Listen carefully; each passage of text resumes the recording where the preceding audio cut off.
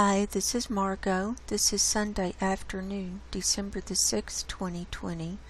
I hope everyone is doing as well as possible. I'd like to welcome you to the show today. This will be my weekly update that I will be putting on YouTube. We're going to go over methane and sea ice. We're going to look at the Arctic and the Antarctic sea ice today. And I want to show you some updates, some things I've been working on. I want to start on that first.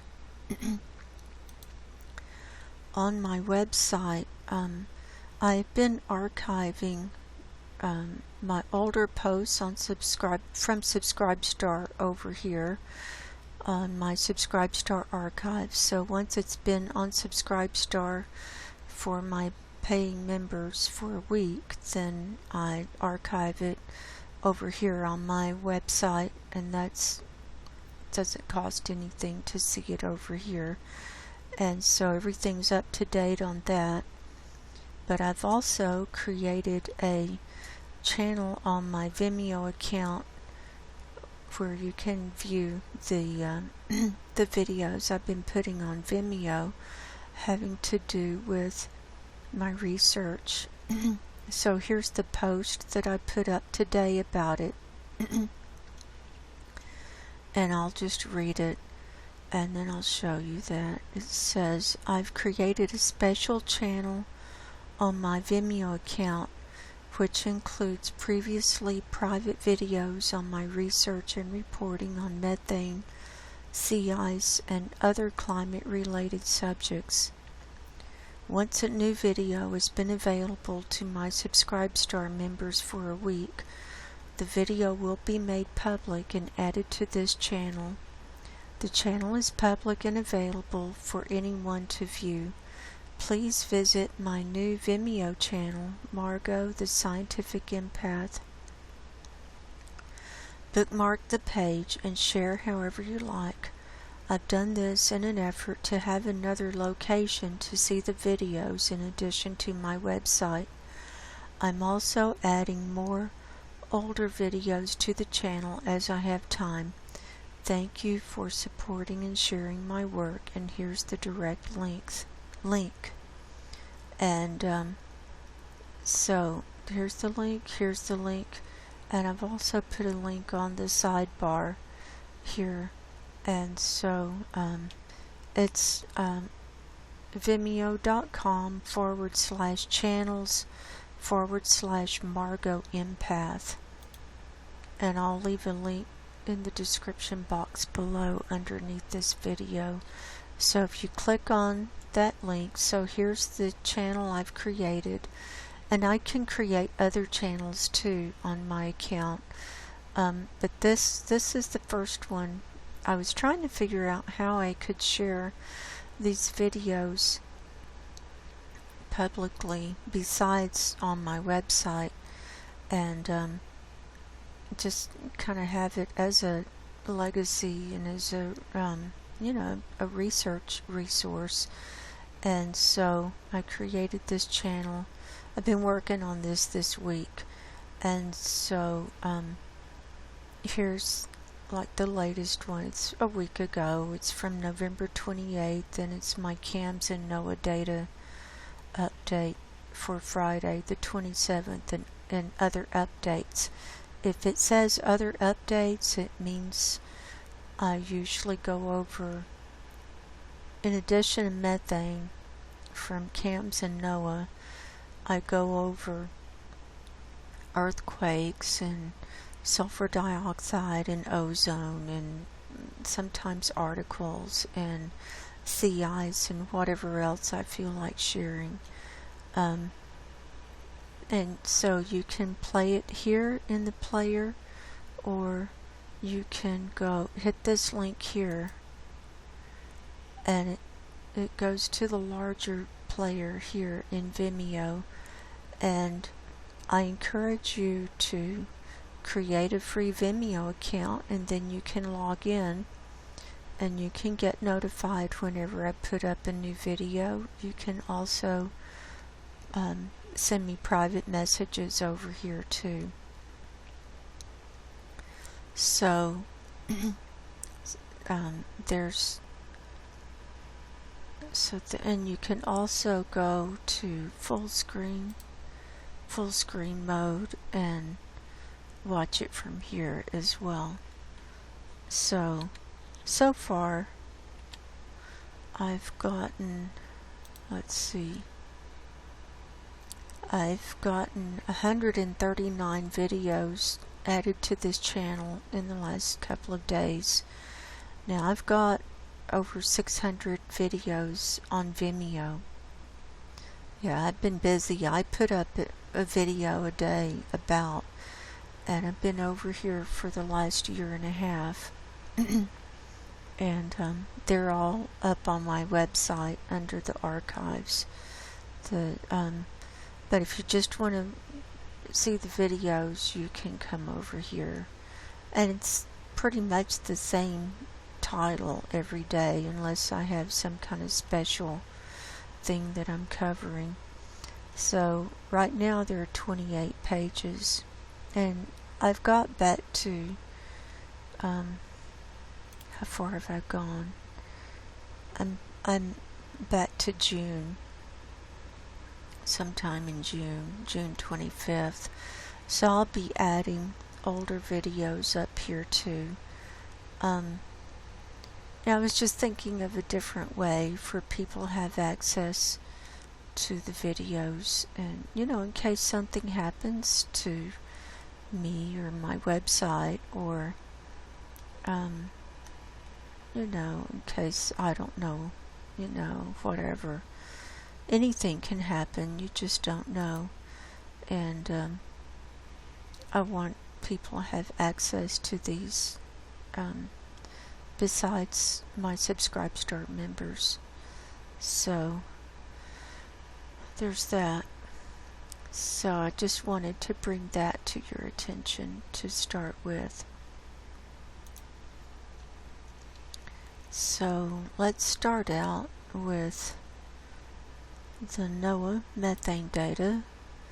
This is from yesterday, December the 5th, for the 477/469 millibar reading for the MET-OP1 satellite in the morning. The mean or average was 1905 parts per billion. The high reading was 2351.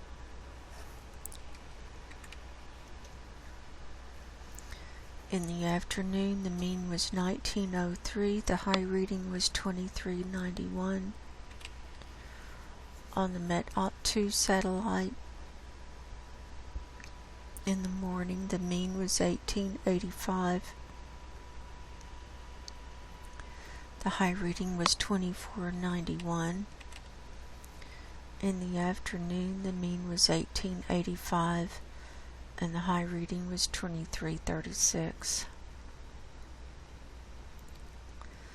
So here's the spreadsheet I've been working off of. So here's the data for the 5th. Here are the means added up and divided by 4, and we come up with an average of 1894.5 parts per billion. And that's showing a decrease over the week before, my last report, of 1.5 parts per billion. And so last week in my report it had gone down 1.5 as well. So we're seeing this gradual curve down here on the chart. Now the week before that, on the 21st, it had gone down 3 parts per billion. So it's been going down since here, and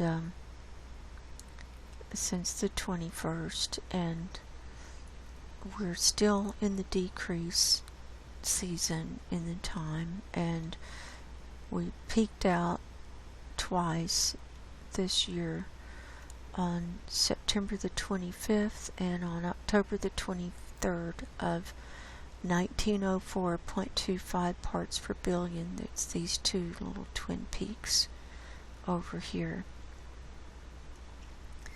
Now last winter, it got the lowest in December on the 28th, and at 1861.75, and then the next week it went up sharply 4.25 when we hit the first of the year. So that it started going up early, and that's the trend now as we're going into higher methane. And so here's where it was the lowest last year, and here then it started going back up, and then here's what it's been doing this year. So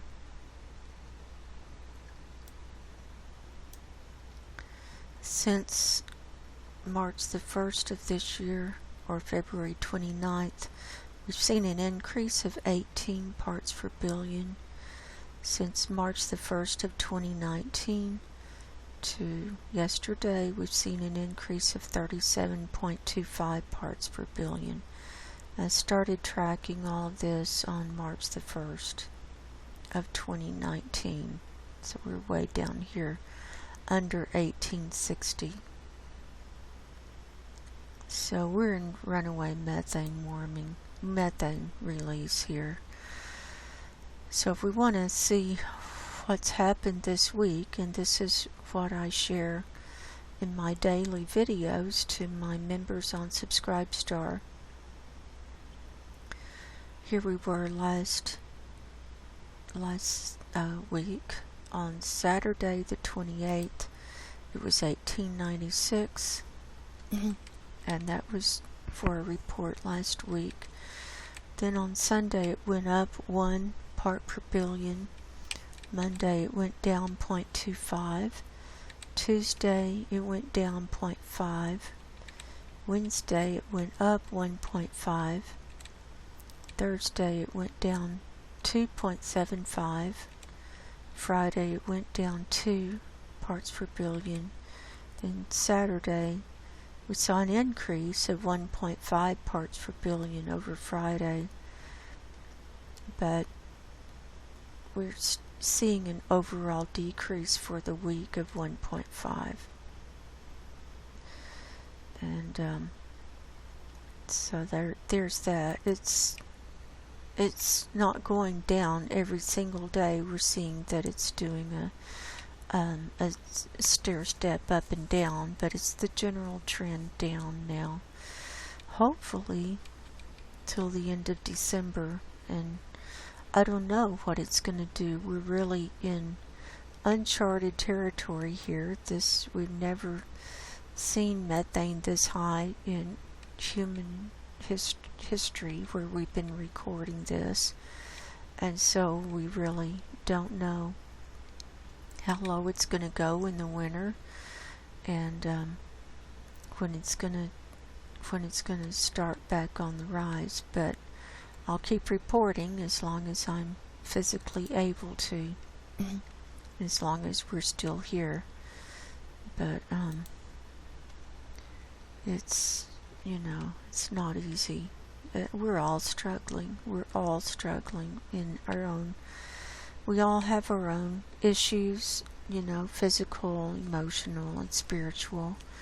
And I'm just grateful to be here and to be able to share with you and commune with you. And I'd like to thank all of you for being here on this journey with me as we're getting closer and closer to the end. So now we'll look at methane on CAMS. This is the Copernicus Atmosphere Monitoring Services website. They're out of the EU. We've got Saturday the 5th loaded up. We've got the Arctic view and surface level. There's the color ledger at the bottom. Now, they did not have their disruption, their outage that they had planned. They canceled it due to technical difficulties. So the CAMS was not down at all this week. So the data is for Saturday and the forecast is for Sunday through Wednesday.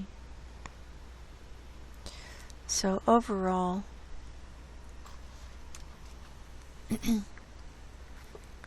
we're seeing some more blues starting to come in. Look over Greenland and in the North Atlantic and over Canada, Western Canada, and over the Pacific. This is a sign that overall methane levels are decreasing now. Here's some more blues over China.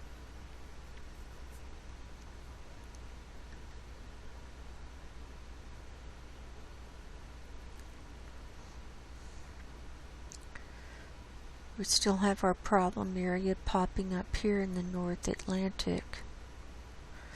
We're still seeing high releases here next to the coast of Norway, right there in the North Sea.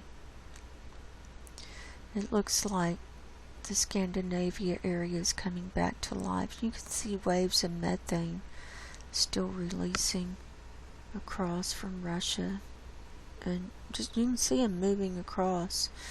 We've got high releases still here percolating up around Severnaya Zemlya. This is through the sea ice. It's frozen, all refrozen here. I'm tracking the refreeze, and this is refrozen all around Severnaya Zemlya and around Franz Josef Land, and I think it's reached back to Svalbard. It's moving out, growing out around Greenland and down about here to about here in southern Greenland, and it's starting to fill up in the Baffin Bay. The Hudson Bay is about filled up. All of these tributaries in the Canadian archipelago have refrozen, and it's come back all around these coastlines of Canada and Alaska and Russia and all the way around around the Yamal Peninsula, and there's still quite a bit of open space here in the Kara Sea. The Barents Sea is still open, and the Bering Strait is starting to see some ice on the coastlines, so that's starting to come back now. You'll see, I'll show you all of that, but I just wanted to give you an overview so you can see that even with this refreeze, the slight refreeze, we're still under where we normally are, where we have been in the past. It's still lower than this time ever. We're still at the lowest point for this time of year up here in the Arctic. So it's coming up through the sea ice. That's what I was trying to say.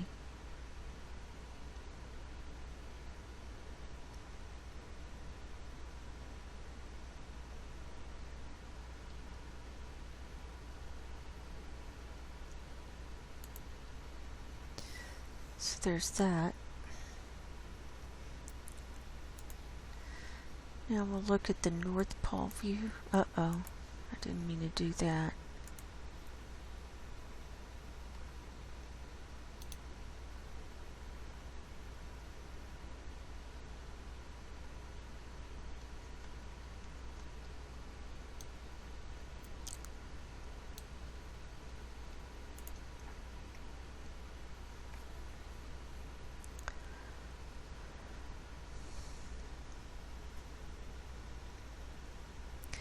So UK, Ireland, you're covered up. Europe, you're covered up, especially here in Germany. Here around the Mediterranean area, you're covered up. India, it's it's not as forceful in this southern tip area. It looks like it's starting to retreat a little bit. We're still seeing very high readings here, and especially coming up out of the ocean from the sediment here in the Bengal Bay, and see these high readings spilling over into the Arabian Sea. China, you're still covered up, and you can see these waves moving out. Here in North America,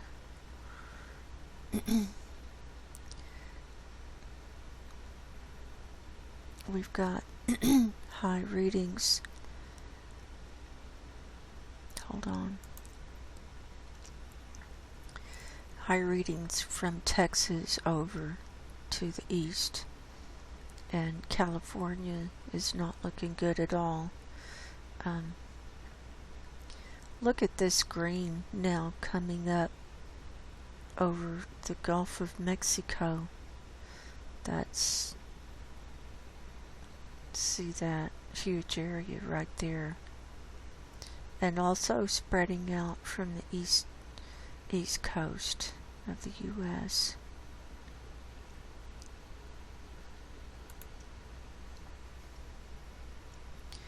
Now we'll look at the global view.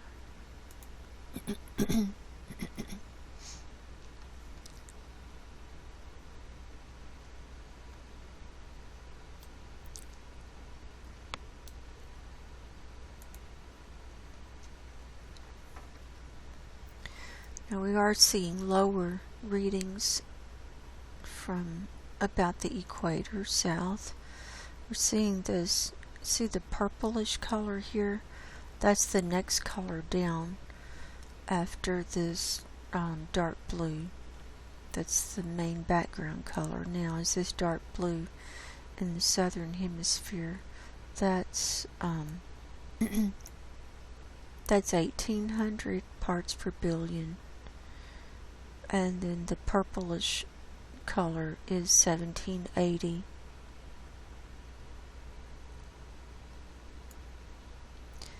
But you can see it's coming up around the coastlines of the Antarctic, where the sea ice is melting away. See this western peninsula, it's got very high readings along the Larsen ice shelves here.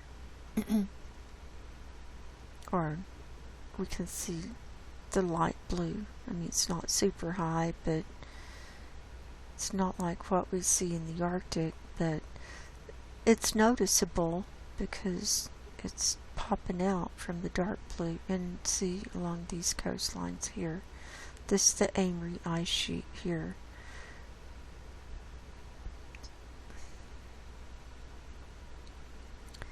We have the white areas still popping up in China right there, see? That's in the Beijing area. That is the most polluted area on the planet.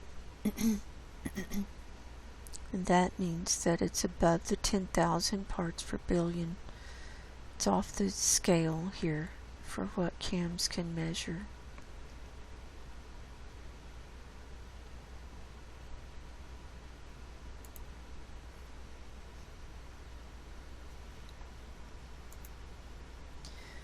We'll look at 500 HPA.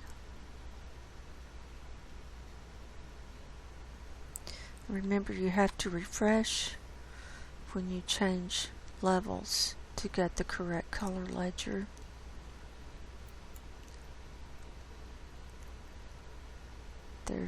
And they still haven't fixed it.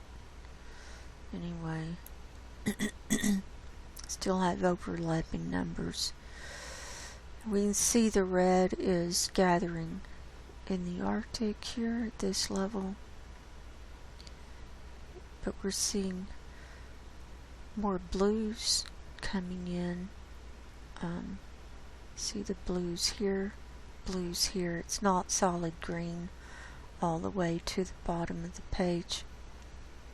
So this is also showing a decrease in methane.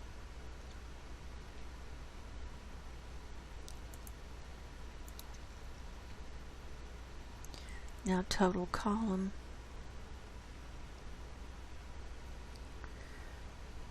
So here it's highest in China, over China, Southern Asia, and India here.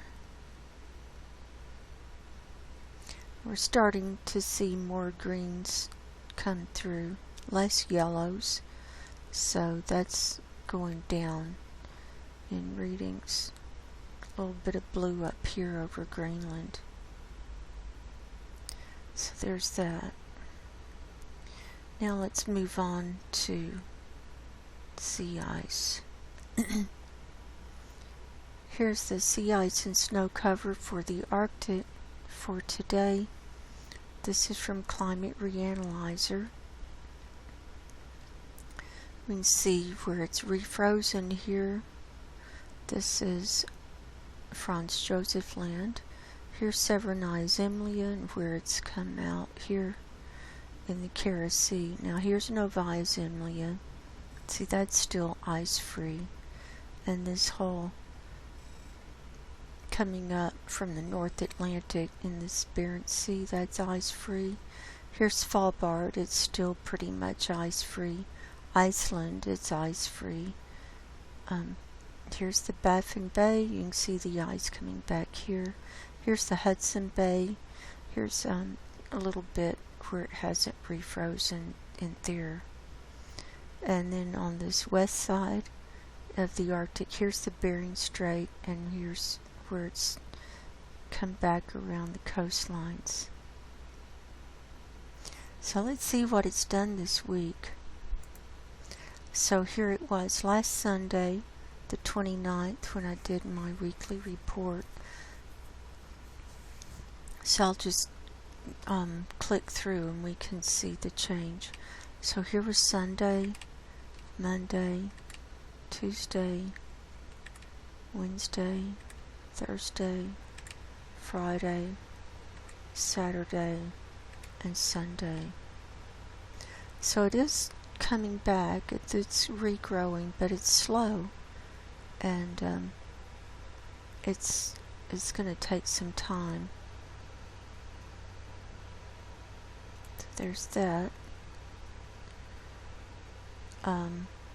Next, I want to go to National Snow and Ice Data Center. We'll look at the Navy images in a minute. This is Sea Ice Index. This is as of yesterday.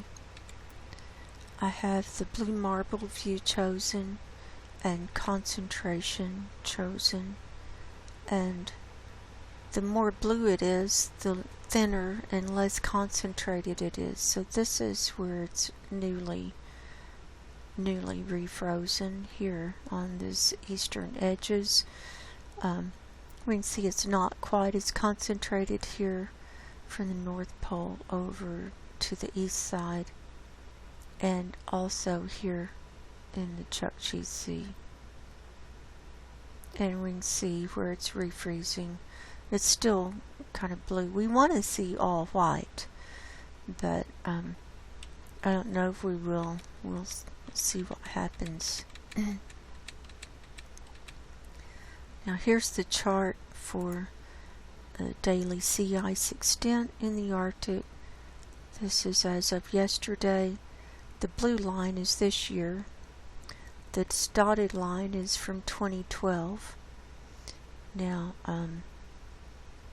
we dipped below, we were below 2012 last summer, and then we got above 2012 right before the minimum extent, but then on the refreeze, 2012 was refreezing a lot better than we are. Here's the blue line, and we're still underneath 2012, so this is still the lowest sea ice extent for this time of year.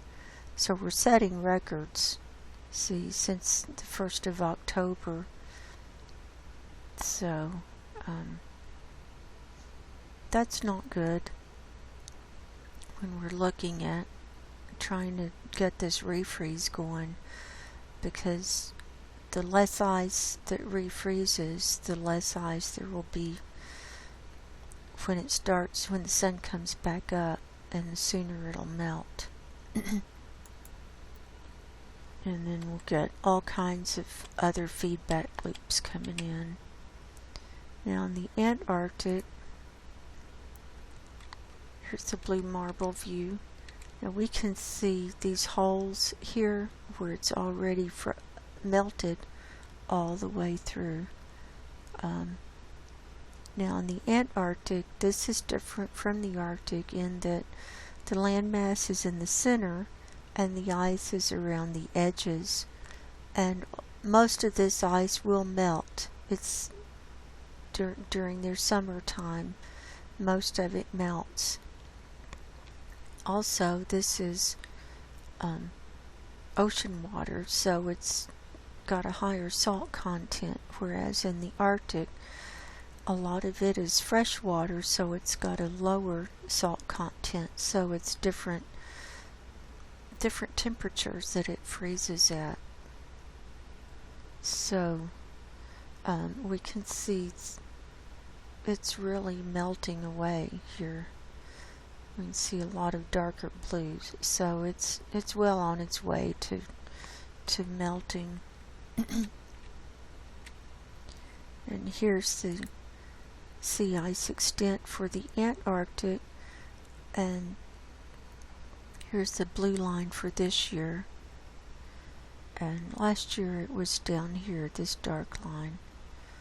So we're in the mean. We're in this area, the mean area, from 1981 to 2010, but it's melting super fast, so got to keep an eye on that too. We just have a lot to keep our eyes on. Now we'll look at the here's the sea ice thickness from the Arctic. This is the Navy model from today. I'll zoom in.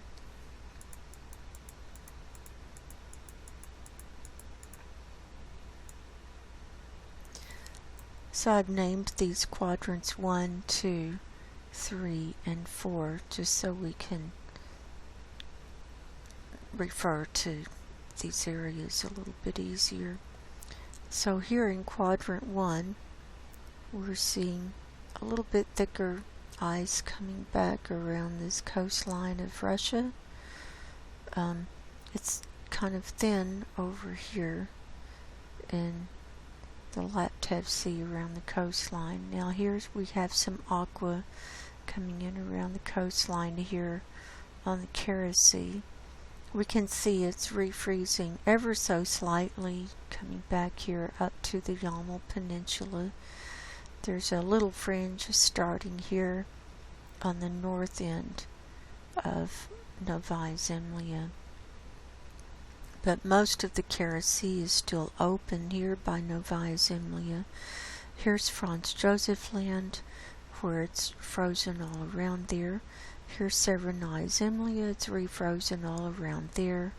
It's reaching out to Svalbard. There's just a little skim starting around Svalbard, and here in quadrant 2. Now in quadrant 3, we're seeing it thickening up here north of Greenland, so we're starting to get into the 2 meters range, going into aqua, and in a lot of this quadrant 3, did I say 2? This is quadrant 3. Now in quadrant 4, we're tracking the refreeze. Now this is the what was left of the thickest sea ice, and it has been migrating down and stretching and being smashed against these Canadian archipelago, the coastline, then it's been pulled away and smashed back down. And this is from the ice drift, and it's not anchored in, and you'll see that when we look at the Beaufort Sea view. And it's been through the ringer this week. We are seeing this thickening come back here a little bit, but what's disturbing is it's been pulling away from these coastlines, and we're not seeing as much red ice, because when it pulled away, the red ice or the thicker ice got dissolved or went away for whatever reason. But I'll show you that in a second. Now here's the 30-day animation. We can see the refreeze happening here. Now the forecast goes out to the 13th, which is a week from today.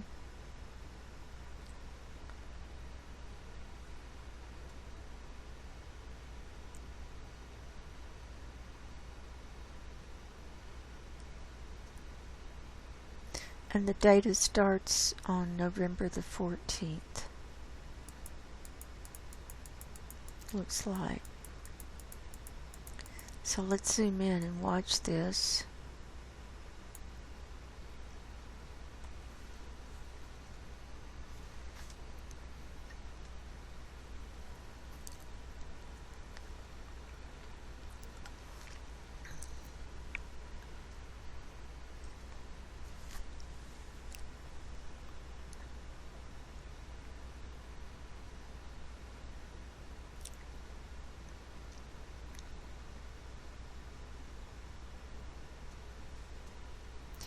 So we can see the movement of this ice moving down closer and closer to this Beaufort Gyre, which I'm afraid it's going to get churned up in that.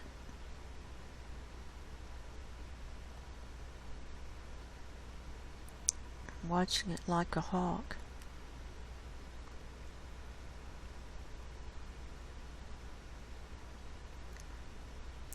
So that's what we've got with that. Just ever so gradually. I mean, it's not a real fast refreeze, obviously. Okay, here's the Beaufort Sea view. Sea ice thickness. So this is Canada. This is those little islands, and here's Alaska down here. So here's where we are today. It had pulled away. The ice drift had pulled it away from where it was trying to anchor in on this little island, and it's pulled away here. You can actually see the white areas where there's no ice now along this part of the coastline. And what used to be, you'll see the thicker red is now gone, and what's left is just this little orange part, and a little bit of red down here has come back. So it's showing me that this is not really anchored in the way I had hoped. Here's a crack coming up, and if we had a real strong storm up there, this could just be dissipated. This could just be pulled away from the coastline and broken apart. It's not as solid as we think it is. We're starting to see some greens, which is good.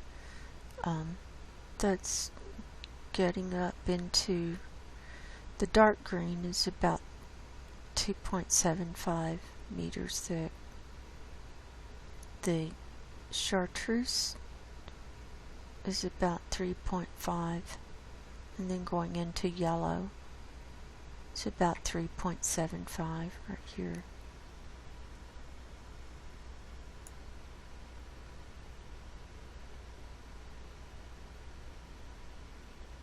So down here is where it had been pulled away from this Alaska and Canada coastline, and there's a little ribbon of aqua here, but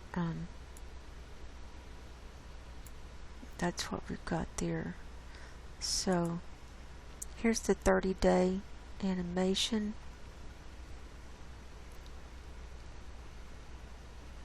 So again, it forecasts out to the 13th, but we can see what it's done in the last 3 weeks as well, data-wise.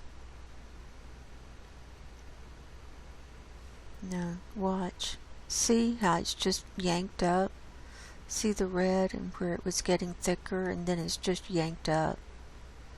And it's like the thicker ice just gets pulled under or something, it just goes away.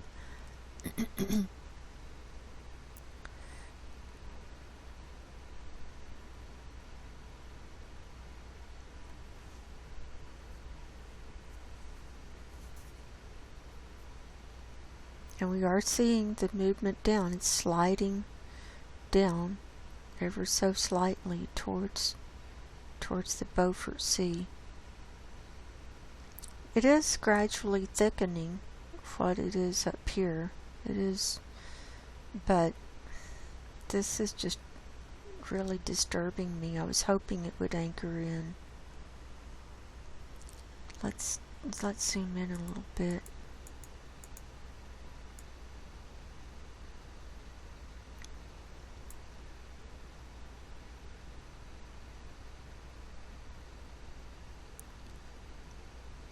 See all of that? Watch here.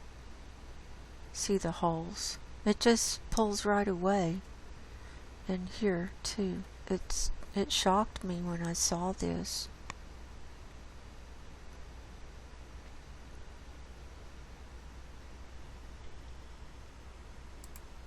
Okay, here it is on the last day of the model on the 13th. So let's go back.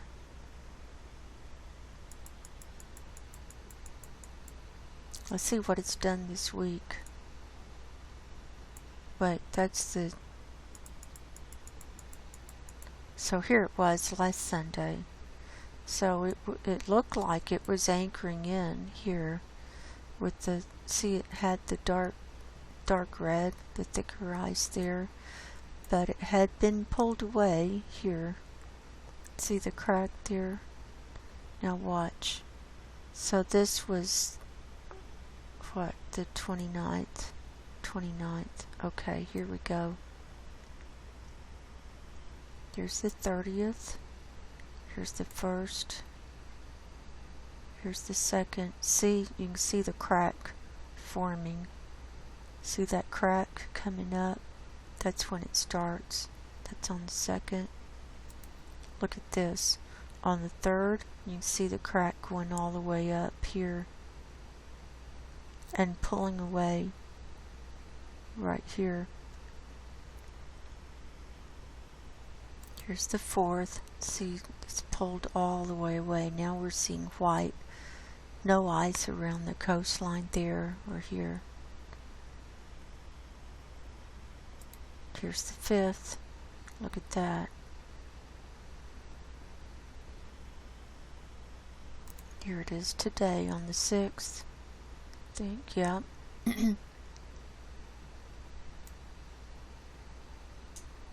Now watch. Here's the 7th. So it's being smashed back down along the coastline now down here. Here's the 8th, 9th, 10th. Here's another crack coming all the way up. See? 11th, 12th, and 13th. So that's where they're anticipating it to be next Sunday when we do our report, when we look at it again. So, see, it's just not anchored. It's, and very little red. Very, very, very little. So that's what we're dealing with.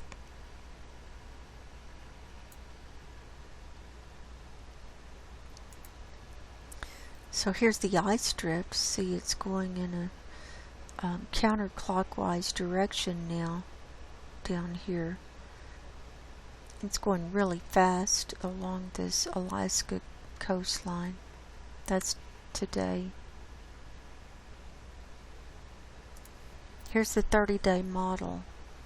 Once you see this go back and forth for a month, you get a better appreciation of what the sea ice is going through, and you can understand why we see it pulled away from the coastline and being smashed back and forth. So this is dynamic. It's always in movement. I mean, it's never not moving. So here it is on the 13th, pretty calm.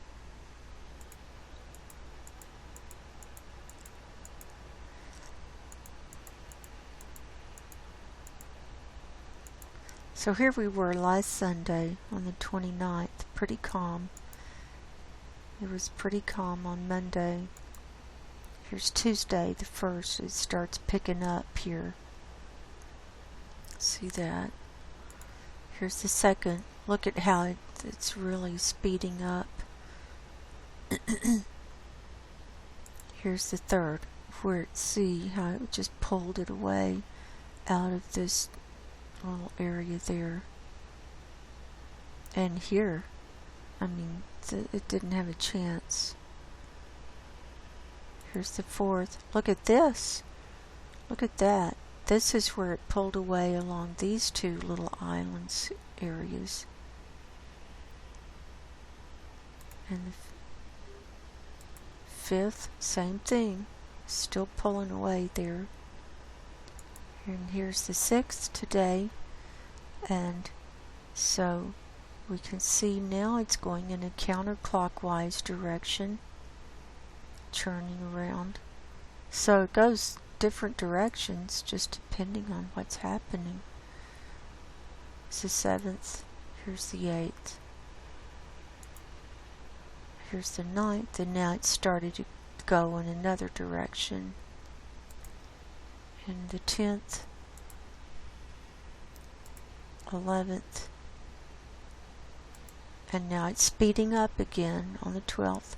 We're going in a clockwise, big clockwise direction now. And the 13th, it's calm. So that's what we've got. So watch it again now. See?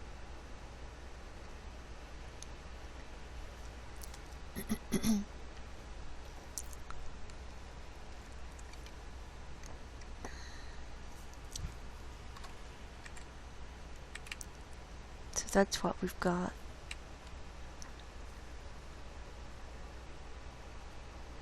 So there's that. Now we'll look at the Antarctic. Here is the sea ice thickness for today, also from the Navy model. So this correlates to what we saw on National Snow and Ice Data Center. See the white areas? These are the holes where it's already melted all the way through.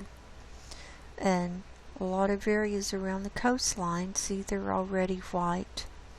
Here's the Ross Sea. A lot of this is already melted. And down here by the Thwaites Glacier, a lot of this is already melted. And we've got a huge melt going on by the Larsen ice shelves here.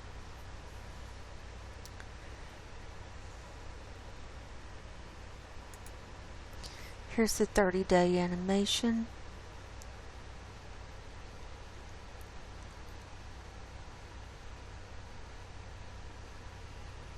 So we can see it's really starting to pick up now. The melt is on. It's really shrinking down fast now.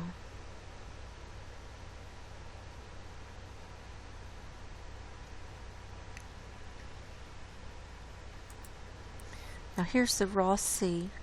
So the ice shelf is down here. Here's the sea itself. This white area is where it's melted, and it's a lot thinner right up through this area where it goes out. Here's the 30-day animation on this.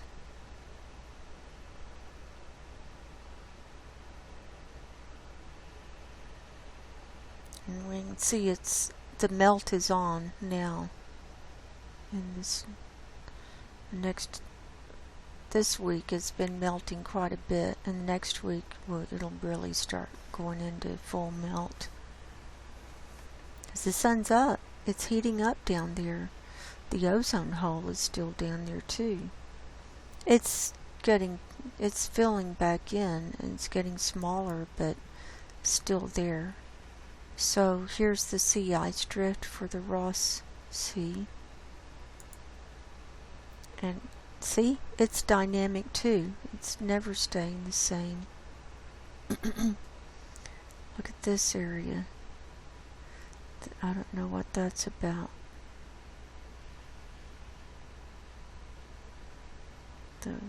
Anyway.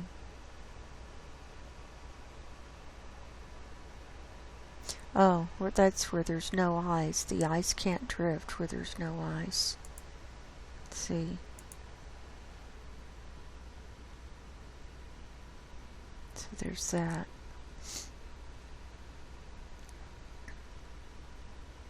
So there's those. Now let's move on over to NASA Worldview. Here's the sea ice thickness for today, our concentration. We can see this correlates to the other models that we've been looking at. Now it's dark up here, so that's why we have to have these other layers turned on to see the ice. We can see it's still in the reds here to the east of the North Pole. Here it is coming back around Franz Josef Land. Here's Severnae Zemlya, and here's the Kara Sea. Here's Novaya Zemlya. Here's Svalbard. So it's not quite back around Svalbard yet. It's getting a few little dots here and there. Here it is around Greenland in the Baffin Bay. Here's the Hudson Bay. We can see it's filled up in these tributaries. Now down here in the Beaufort Sea, we can see where it's not as concentrated down here.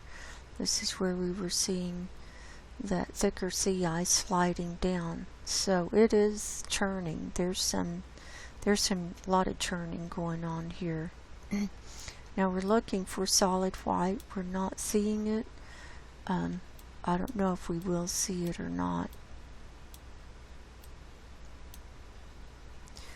But that's what we've got right now. So let's turn that layer off.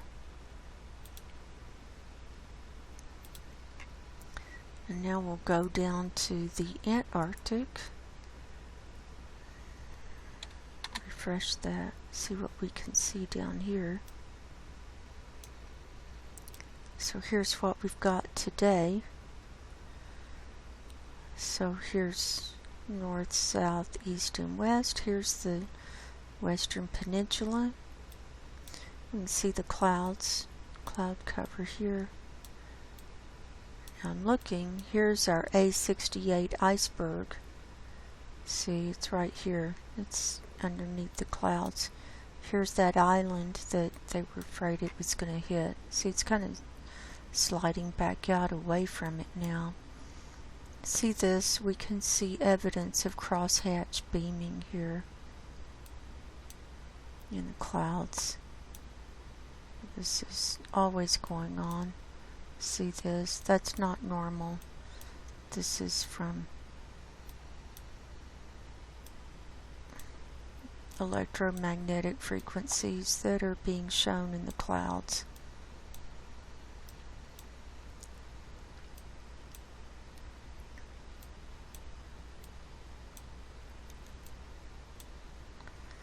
The clouds are sensitive to all of that. Now down here is Pine Island Glacier.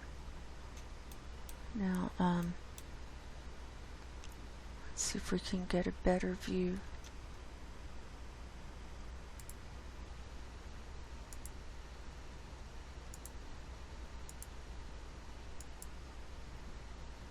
This is pretty good from the first. Here's where it calved off last year. Now the sea ice had refrozen, but here's where it's melting and coming away, and I can't tell if this is a crack coming up here, and it looks like a crack coming up on this other side too, but if that's the case, then this glacier is in big trouble. If that's the case, and we can see where this ice has already come away. Here's the Thwaites Glacier. This used to be the ice tongue, and it started breaking up. I think it was last year or year before last. This is what's left of the ice tongue, but it's going to disintegrate.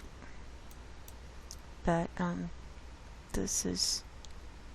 that's the texture of the sea ice there. You can see it. Huge melt going on there. These are pieces of the ice sheet that had broken off. Let's see. That's a good view on the first. Let's see. See, then the clouds come in. Here's the fourth.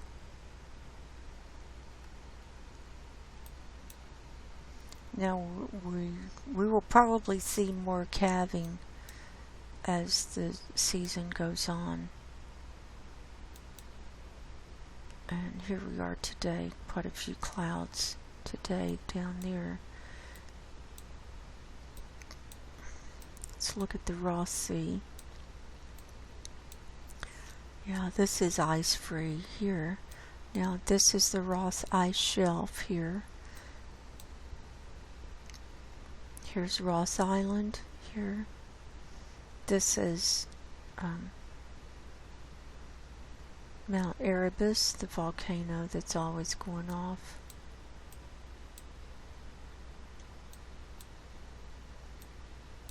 This is ice. See the ice pieces here? That's starting to really break up. This will all go away.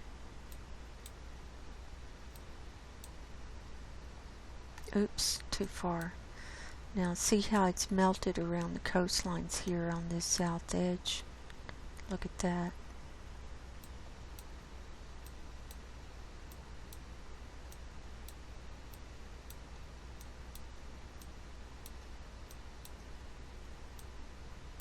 Okay, here is the Amory ice sheet. Right here, a bunch of different glaciers feed in to this, and as this starts melting, like later on in the season, we'll see blue areas which will be melt ponds where the ice has melted. Now here is where it's already melted away, broken away along the coastline there. Look, this is open water here. And methane's coming up all around these areas.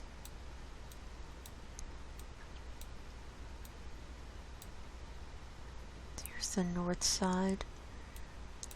Okay, down here is the Brunt ice sheet. Right here. Let's see if here's the crack, one of them, coming all the way out here. Here's this other crack. You can barely make it out coming across here. Eventually this will come apart. You see the ice has already melted away from there. It had frozen all the way back up, but that's already melted away. So we're in heavy melt here. This is the Weddell Sea over here.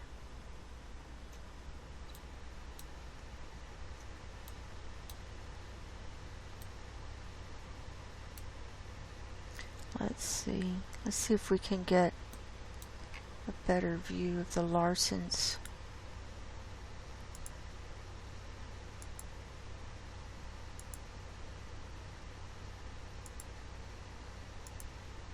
Oh, it was cloudy all week.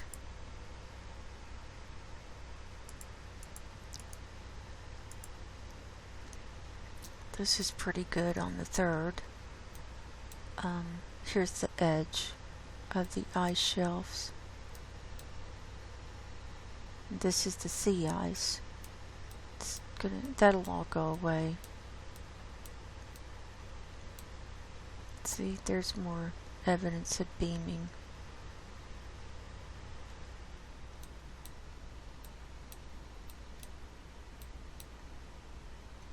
Let's see, here's A68.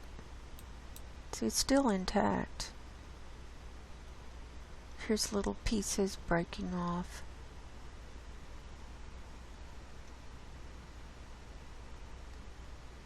This big iceberg broke off from the Larsen Sea ice shelf down here a couple of years ago. It was right in here and it broke off, and it's been making its journey. It was right in there in that little cubby hole.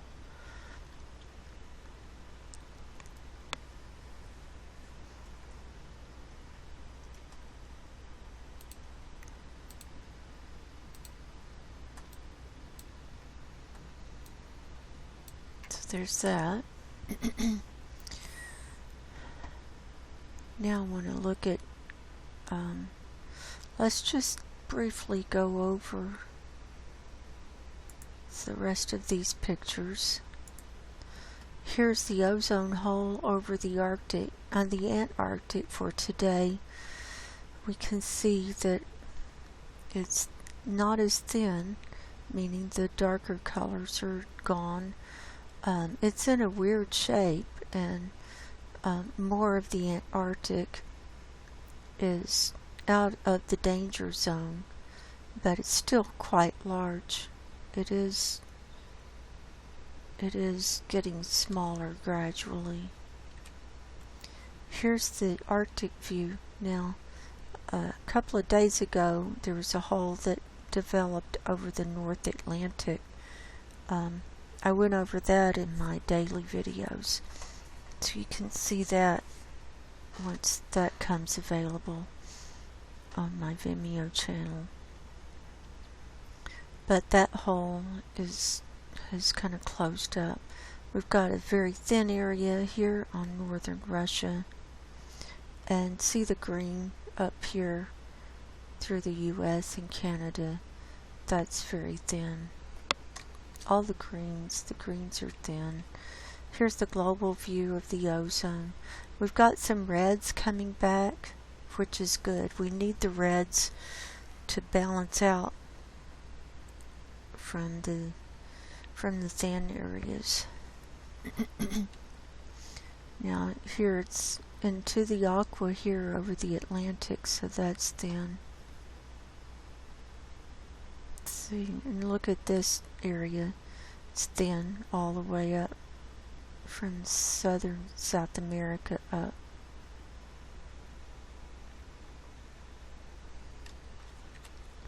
Here's sulfur dioxide for today. Here it is at 500 HPA.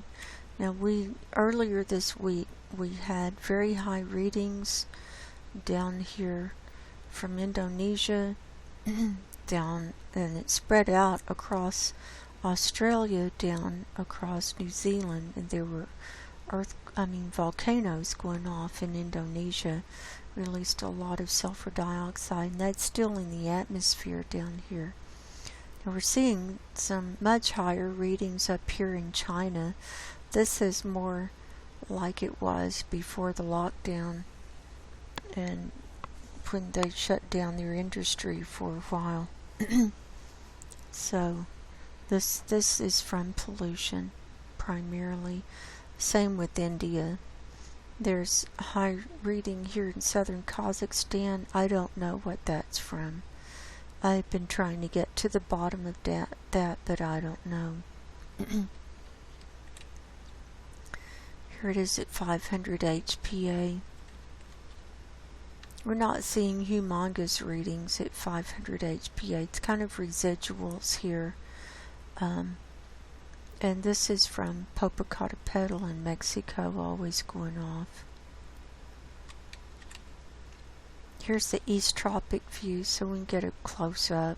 Here's China. Here's India. Here's Kazakhstan. And so on.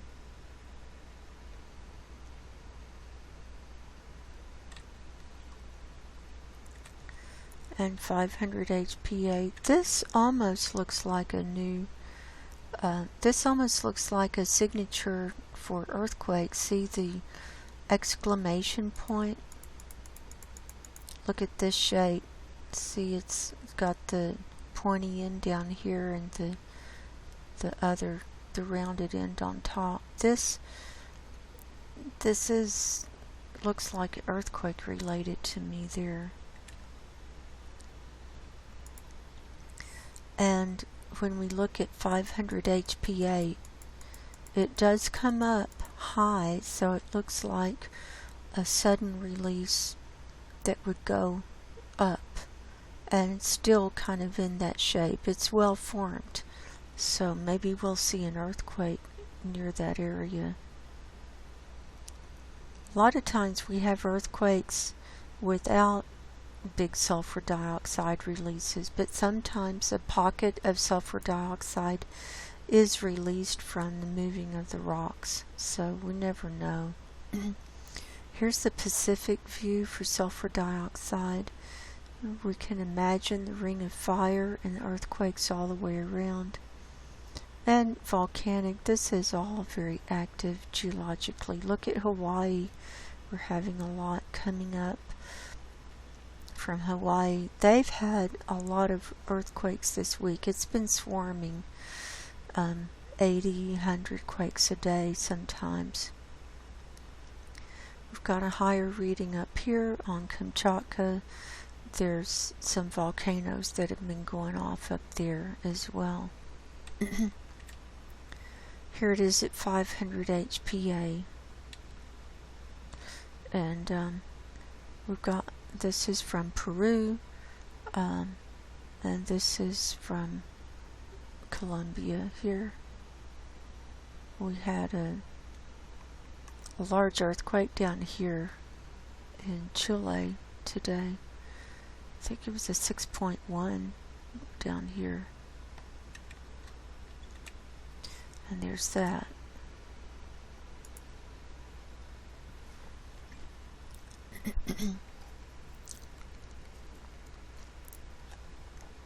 Now we'll look at Climate Reanalyzer.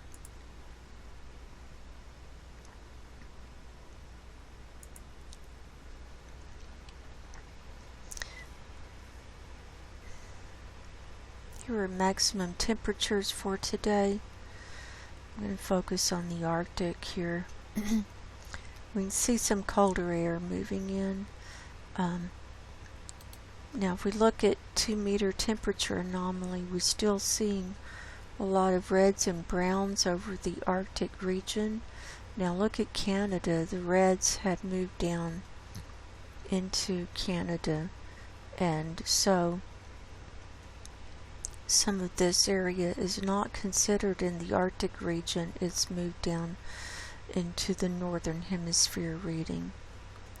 So as a result, Now the Arctic is at 4.7 C higher than normal. That's the lowest I've seen it in probably a month. It's been 5 and 6, in the 5s and 6s higher than normal for about the last month. Northern Hemisphere is up 1.3 C. The Antarctic is up 0.9 C, and the world is up 0.6 C. So here's the flat view.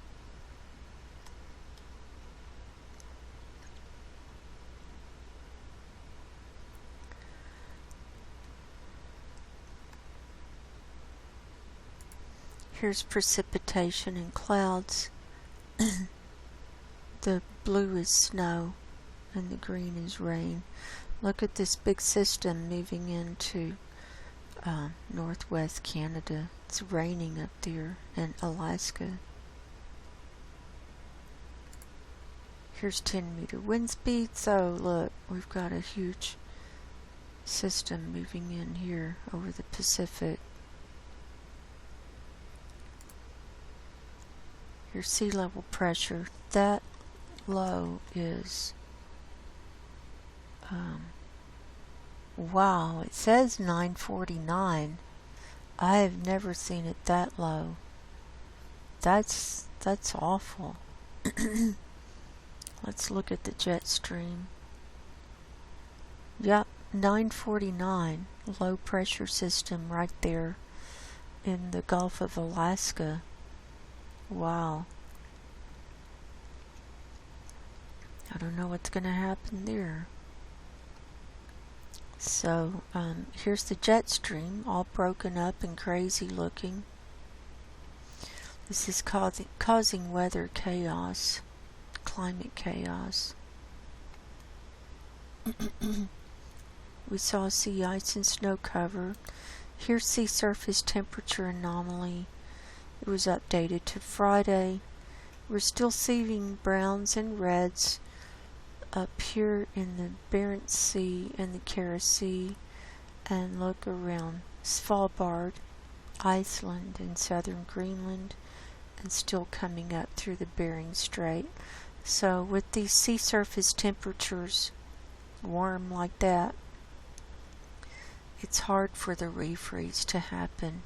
Now look at the reds and up into the pinks up here in the North Atlantic off the coast of Canada.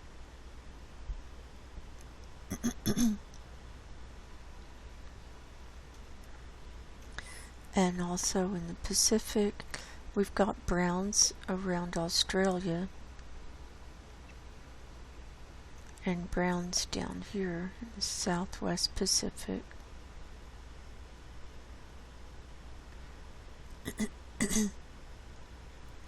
So, worldwide we're at 0.3 C higher than normal.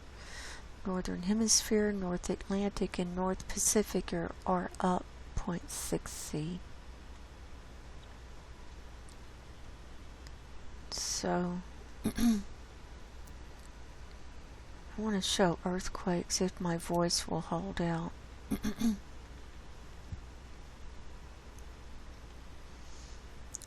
When I took these pictures this morning, there were 333 earthquakes worldwide.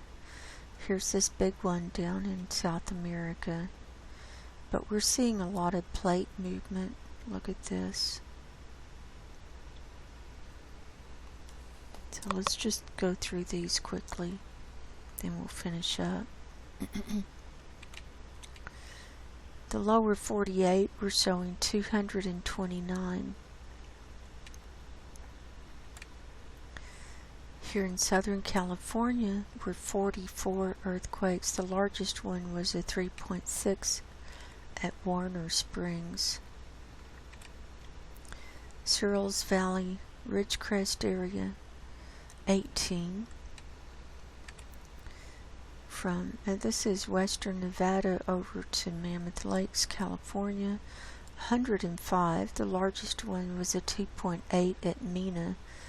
Now, we've had a lot of activity here this week. Right here in the MENA area, they had another 5.1, and it set off a whole new swarming.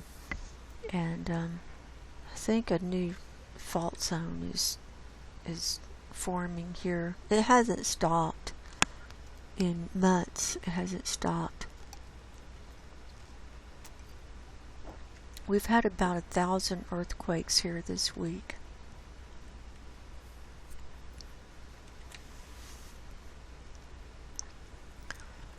This is from the geysers region in California, and just north of that there were 42.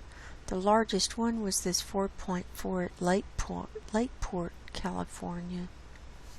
I heard a report that the earth cracked open there, so I'm not surprised.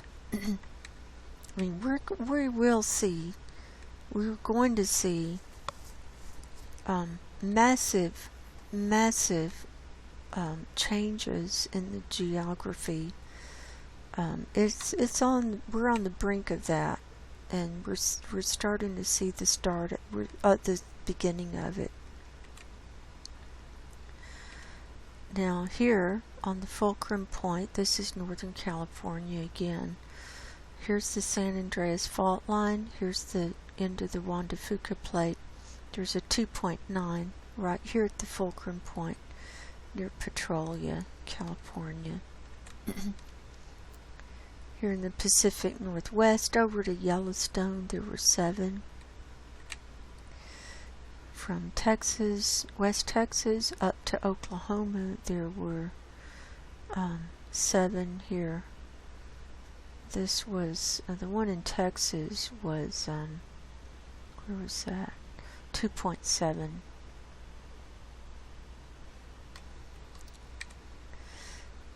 Here in Guatemala there was a 4.3 near Lanquin, Guatemala on land. Puerto Rico showing 8 today.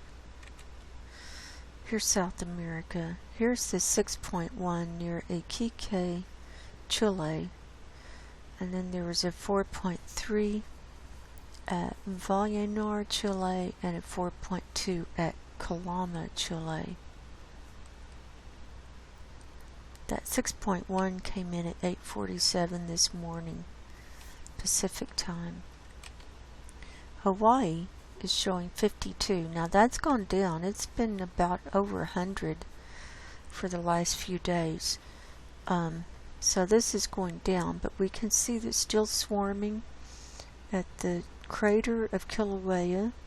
We've got some down here at Pahala and up here by Mauna Loa. That's really active as well. Alaska's only showing 28 today. I always get nervous when I see a low number like that. So that means pressure is building. Normally we see 50 to 100 here in any day. Here in the South Pacific, we've got a 4.5 at Tonga, 5.1 Tonga, and 4.6 at Vanuatu. Here in the South Pacific, this is south of Australia and south of New Zealand, next to the Antarctic here on this red line. It's a 4.9 in the Balleny Islands. Now we've seen quite a few in this area in the last several days.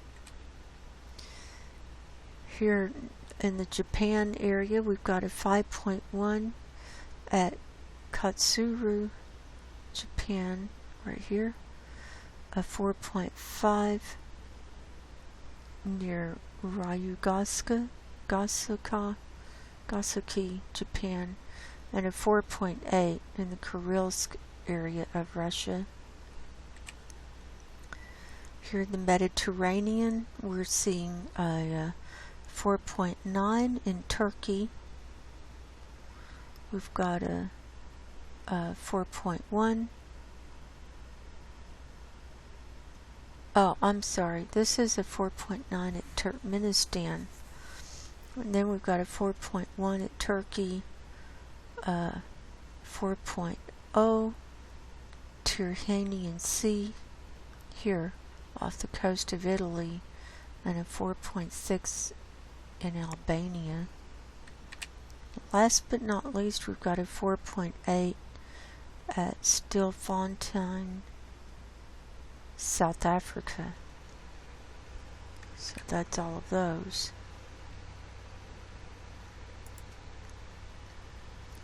Let's see if anything else has come in. Nothing just jumps out at me. I'm sure I could find something if I zoomed in on the US, but well, we could. I wanted to show you. Let's see what else is going on up here. Here is this Lakeport area, 15 here, starting with the 1.4 and then the 4.4, and it's been 2s and 1s since then. That's been going on today. Here's the geysers area. So here's Nevada. Here's this Mena, Nevada area. Now I want to show you. Now if I turn on all magnitudes for the last 7 days, watch this. 1,197 earthquakes. Almost 1,200 earthquakes right here. And there were a couple of days I just didn't feel well at all, and it was when the fives were going off here. There's a 5.1, and then the next day was a 4.9, and you know, 800 or 900 swarms. It was awful. So, I mean, I'm sensitive to all of that, and I've gotten more empathic. I didn't know that could be, but it's getting more difficult to maneuver here for me. I know, and I know it is for a lot of people. So that's what I wanted to show there. Now we'll finish up by reading out of the Bible. I'm continuing with my Psalms project. I had not read all of the Psalms through before, and when I got to Psalms 119, I was kind of surprised to see how long it was. And then I did some research on it and found that these are stanzas. This is the longest psalm in the book of Psalms, and there are 22 stanzas, one for each letter of the Hebrew alphabet. I feel kind of tongue-tied today. Anyway, yesterday I started with the first one, Aleph, so I already did that one. So today I'm going to do the next one, Bet. Psalms chapter 119.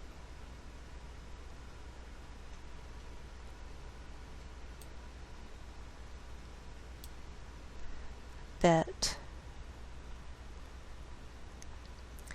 Wherewithal shall a young man cleanse his way, by taking heed thereto, according to thy word. With my whole heart have I sought thee. O let me not wander from thy commandments. Thy word have I hid in mine heart, that I might not sin against thee. Blessed art thou, O Lord, teach me thy statutes. With my lips have I declared all the judgments of thy mouth. I have rejoiced in the way of thy testimonies, as much as in all riches. I will meditate in thy precepts, and have respect unto thy ways. I will delight myself in thy statutes. I will not forget thy word. Psalms chapter 119, Bet. So, we don't know what the future holds. We know that we're that much closer to the end every day that we're here. I do believe we are in the end times, and we're seeing more and more evidence of it. We've got very dark times ahead of us. It's descending on us, and the only way we can be protected is through God and Jesus. And so if you haven't given your life to Jesus Christ, I recommend you do it now. Make that commitment. As for the supernatural protection of the angels and God and Jesus, and to guide you and to help you through these final days and weeks and hours. And we're going to be leaving soon. We're going home soon. I truly believe that. I truly do. But we may have to go through some things before then. And with faith in God and Jesus, they can help us get through these dark times without freaking out and facing whatever it is that comes to us. And whatever happens to our body, it doesn't matter. What matters is your soul, and where's your soul going? Do you know? If you died tonight, do you know where you would go? Which way would you go? Do you know? Do you know? So this is part of preparing for leaving the world. And I think this is the most important preparation that needs to be done. This is why I'm doing this. This is why I continue to report. There may come a day where I can't do this, either because of my health or because of the internet going down or the chaos and calamity, or YouTube going down, or my channel going away, or you never know. So that's why you want to bookmark these other sites and get familiar with them, because as long as I'm able to, I will be posting these other places as well. So I love you all, and I'm praying for you. So thank you for being here on this journey with me, and know that you're not alone, and I'm praying for you. And until next time, God bless you. Go in peace. I hope you have a good week, and I will talk to you soon. Good night.